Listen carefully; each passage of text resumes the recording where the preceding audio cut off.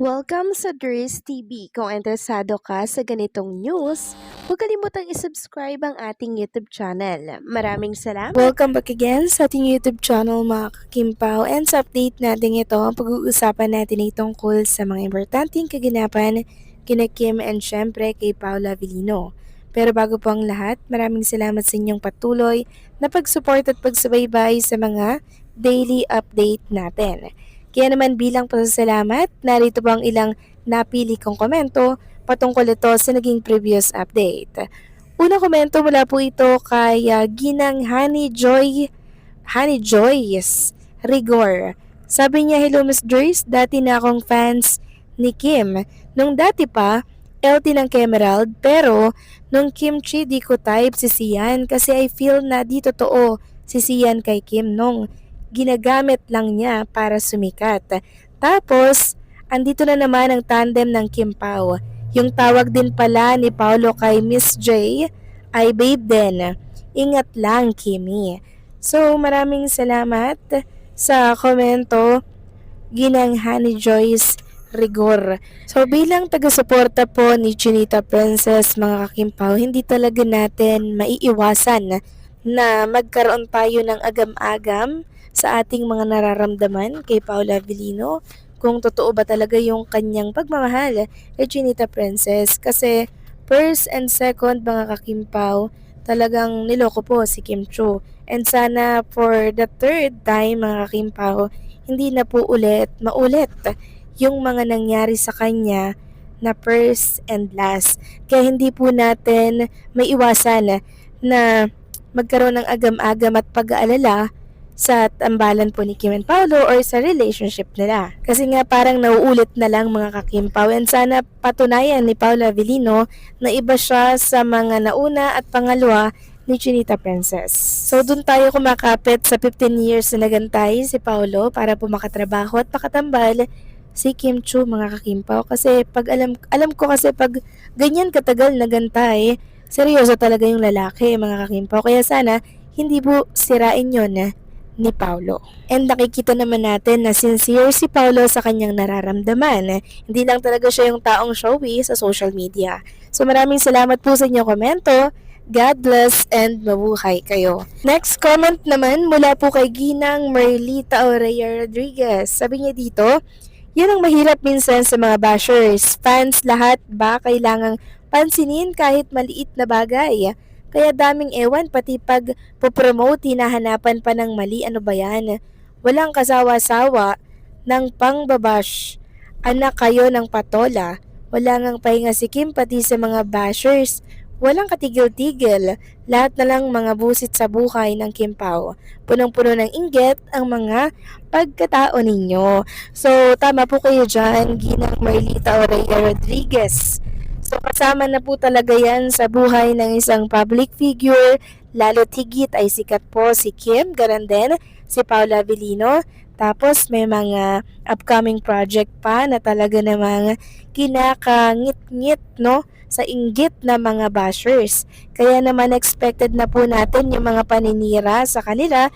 Pero kahit na siraan sila ng siraan, mga kakimpaw, alam naman natin na hindi nila maibababa or may babagsak si Kim Chu at Paolo. Dahil sa halip na ibabagsak or babagsak, mga kakimpaw, patuloy pa nga po silang itinataas dahil sa pagiging magpakumbaba nila at hindi patola sa mga bashers dito sa mundo ng social media.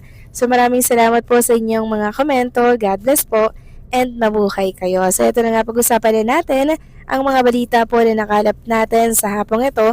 At unahin na nga nating pag-usapan ang kaganapan kay Chinita Princess dito po sa It's Showtime. So kanina nga nakasama na natin sa live ng It's Showtime si Kim Chu, and nakita na naman natin yung magandang OOTD ni Chinita Princess.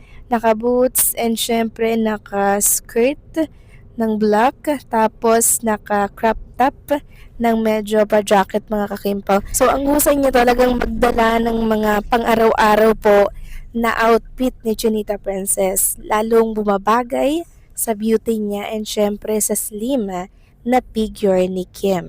Samantalang next topic naman tayo. Pag-usapan naman natin, mga kakimpaw, ito pong trailer, official trailer lunch ngayong 3 p.m. yan mga kakimpaw, no? Online lunch po yan.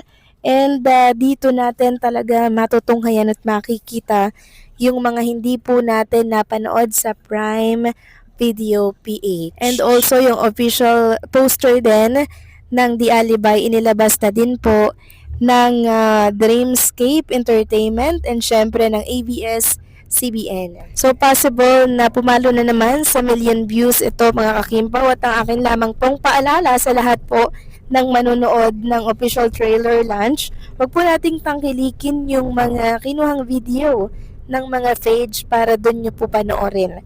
Manood tayo sa mga legit at official po na page ng Dreamscape or ng ABS-CBN, kasi syempre para sa kanila yung credit po ng views. Pag po kasi kung saan naka-upload na page or sa mga account, na hati po yung views na dapat ay sa official page lamang ng management or ng Dreamscape. Paalala lang to mga kakimpaw. Samantalang next topic naman tayo, pag-usapan natin ang lumabas po na picture ngayon ni Kim Chum, na kung saan makikita nga dito na parang nagjo-jogging po siya sa loob po ng kanilang bahay gamit ang treadmill, na kung saan kahit hindi po kayo lumabas, pwede po kayong mag-walking or mag-jogging. Maraming nagtatanong na wala daw bang oras si Paula Avellino na samahan si Chinita Princess sa labas para mag-workout or mag-jogging. So ito po ay pinost ng isang page dito po sa Facebook kanina. So kanina lang yan, bago lang yan mga kakimpaw. Pero hindi niya po nilagyan na old pala yung kanyang pinost. Kasi kung magto-throwback tayo, dapat lagyan natin ng throwback para po yung ibang mga fans hindi po mag-isip na o bakit biglang nagbago ng si Chinita Princess. Dati naman sa labas siya tumatakbo, bakit ngayon nagte-treadmill na lamang siya? So napag-alaman nga natin na yun palang picture na yun ay nung time na si Sian Lim, magkarelasyon pa sila ni Sian Lim.